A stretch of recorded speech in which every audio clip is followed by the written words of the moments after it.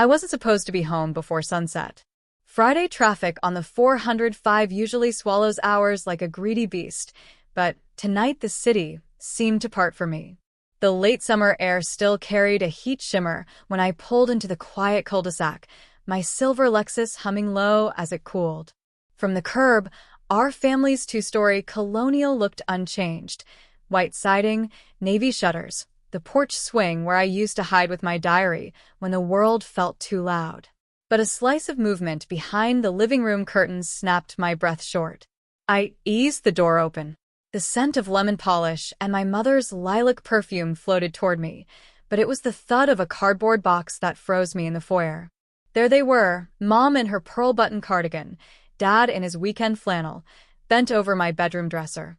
My dresser. Drawers yawning wide, my neatly folded sweaters stacked like evidence. Rachel. Mom startled, a smile flickering too quickly. We're just helping you get a head start on moving into that cute little studio you mentioned. Studio? My voice lodged somewhere between disbelief and the metallic taste of betrayal.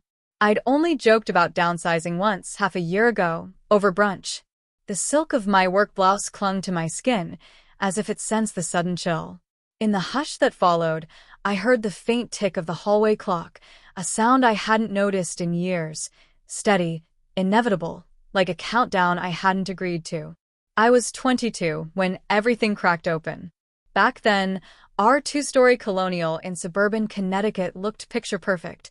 White shutters, hydrangeas blooming by the porch, the smell of Mom's apple pie drifting out on summer evenings. But inside, it was a slow storm. Dad had been dropping hints for months, little comments about efficiency and tight budgets. Mom followed with her soft sighs, her way of padding hard truths. I'd been working part-time at a local design studio, trying to build a portfolio for grad school. My parents said it was a hobby, not a career. The night it finally boiled over, I came home late from a client meeting, my portfolio still warm from the printer.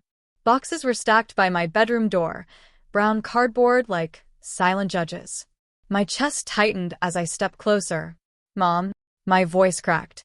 She appeared in the hallway, smoothing her pearl-button cardigan like she could iron out the tension. Honey, we're just helping you get a head start. There's a cute studio apartment across town. Your father thinks it's time. A pulse of heat climbed my neck. Time for what? You're packing my things like I'm being evicted. Dad emerged from their room, arms crossed. We're giving you a nudge. Independence. You need to stand on your own 2 feet. I clutched my portfolio against my chest, paper edges biting my skin. I am independent. This is my home too. Not anymore, he said, and the words landed like a door slamming. My hands trembled so hard I thought I might drop everything. Mom reached for me, but I stepped back. That night, after they went to bed, I sat cross-legged on my half-empty mattress, the moonlight spilling silver across the floor. Beside me lay the one thing that didn't fit in any box, a delicate silver compass pendant, a graduation gift from my late Aunt Lila. On the back, in her looping script, she had engraved, "Find your own true north." I pressed the cool metal to my palm until it left a faint imprint, a tiny map etched in skin. By morning, my decision was already pulsing inside me like a second heartbeat.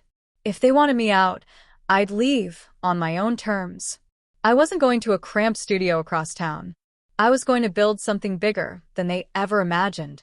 I still remember the night I stepped into my tiny one-bedroom sublet in Brooklyn, the sound of the city a low, restless hum outside the cracked window. It smelled faintly of old paint and rain-soaked brick. My suitcase was barely half full, just a few clothes, a notebook, and the tarnished silver locket Aunt May had pressed into my palm before I left. For luck, she'd whispered. Back then, luck felt like a luxury I couldn't afford to believe in. I needed grit. And coffee, endless cups of it. I'd taken a receptionist job at a small interior design firm in Manhattan. My role was simple: answer phones, schedule appointments, and keep the espresso machine from breaking down. But I stayed after hours, studying the design boards pinned across the studio walls. I traced the clean lines of floor plans with my fingertips when no one was looking. One night, When everyone had gone, I was leaning over a table sketching. Nothing serious, just a dream of a sunlit loft I imagined for myself someday, when a warm voice startled me. "That's good," said a tall woman in a camel coat. She was the kind of person who carried quiet authority, her dark hair pulled into a no-nonsense knot. "I'm Margaret Fields," she said, offering her hand. She owned the firm. I nearly dropped my pencil. "I'm, just the receptionist." Margaret smiled like she knew a secret. "Not tonight, you're not. Show me what you've got." That moment cracked open a door I hadn't even known existed. Margaret began leaving me small tasks, helping with mood boards, sourcing fabrics, checking measurements. She noticed the way I worked, obsessive, precise, hungry to learn. The nights stretched into months. My nails were perpetually chipped. My phone's notes overflowed with sketches and color palettes. I survived on street cart bagels and 4-hour naps, but every time I stepped into a finished apartment, watching a client's eyes widen at the transformation, I felt something inside me settle. I belonged in this world. When Margaret finally offered me a junior designer position, I almost cried right there in the middle of a Chelsea townhouse remodel. "You earned this," she said simply. From there, the wins came like quiet, determined steps. My first solo project, a brownstone kitchen bathed in skylight, then my first high-profile client.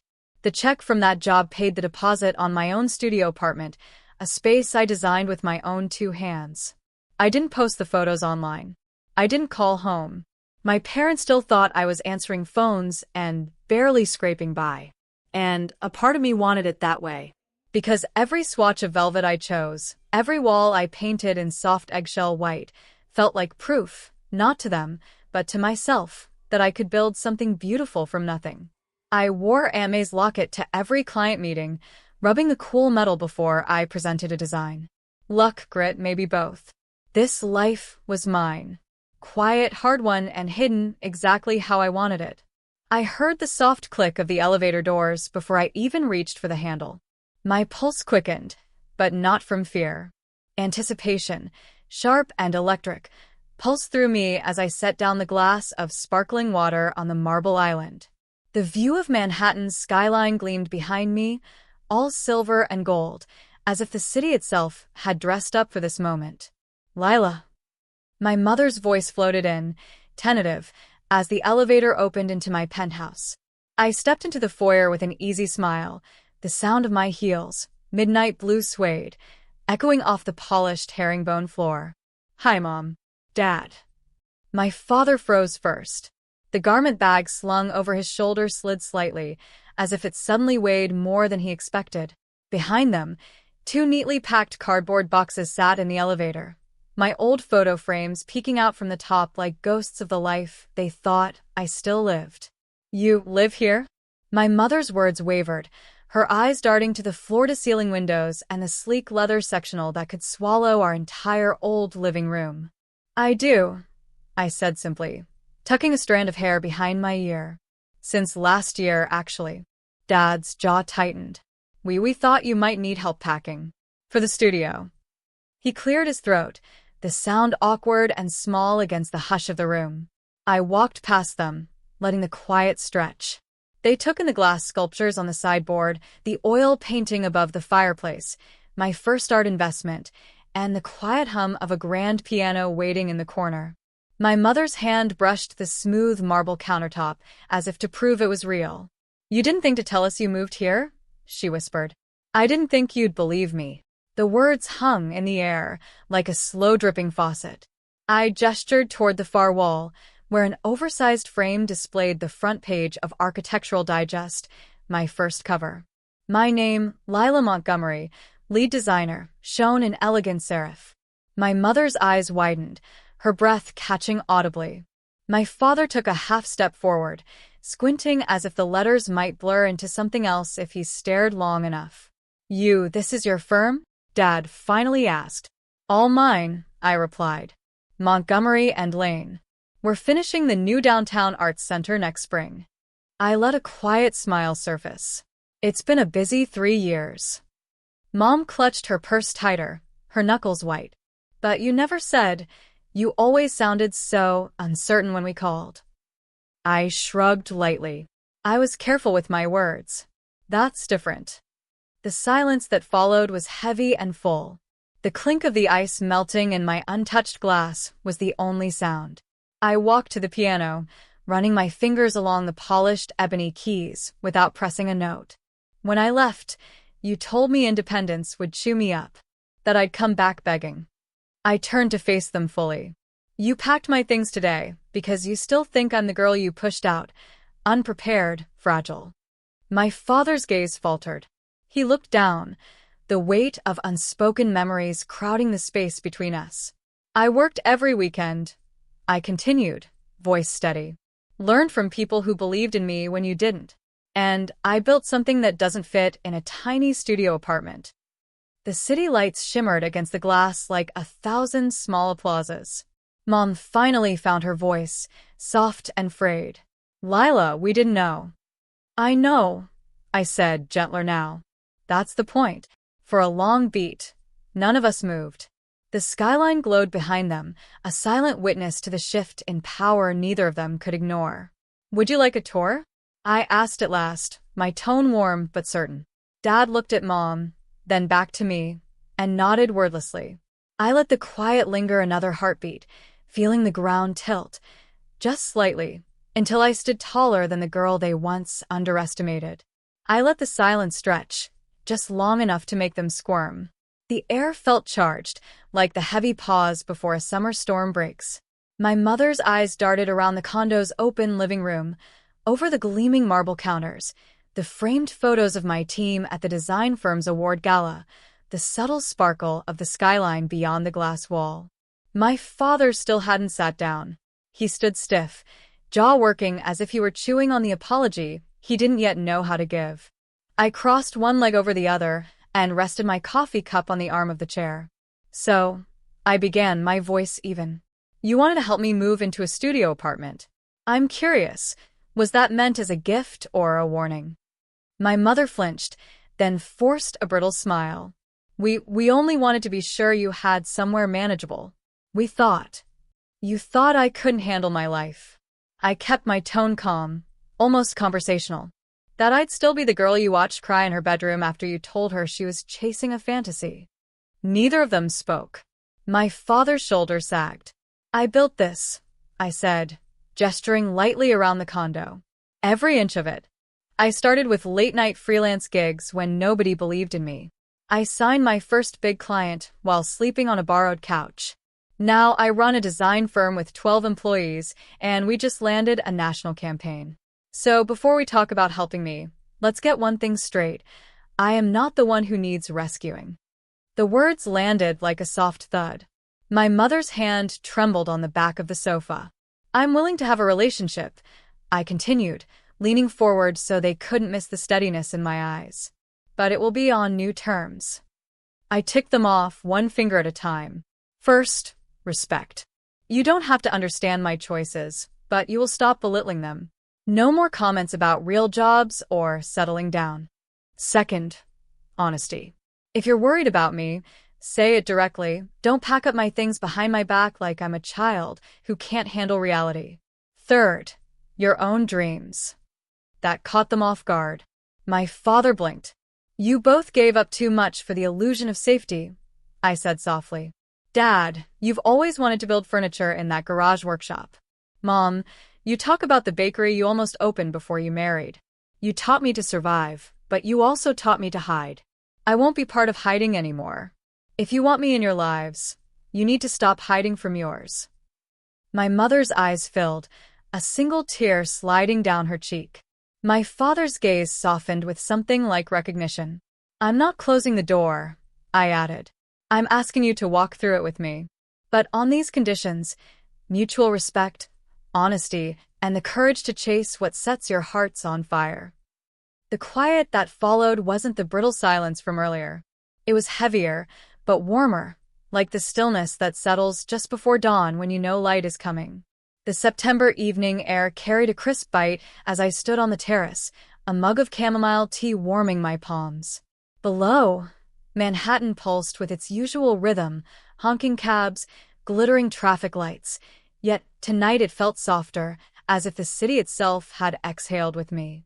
Inside, my parents' voices floated from the living room, quieter now, almost tentative. Over the past weeks, they had begun to peel back the layers of their own fears.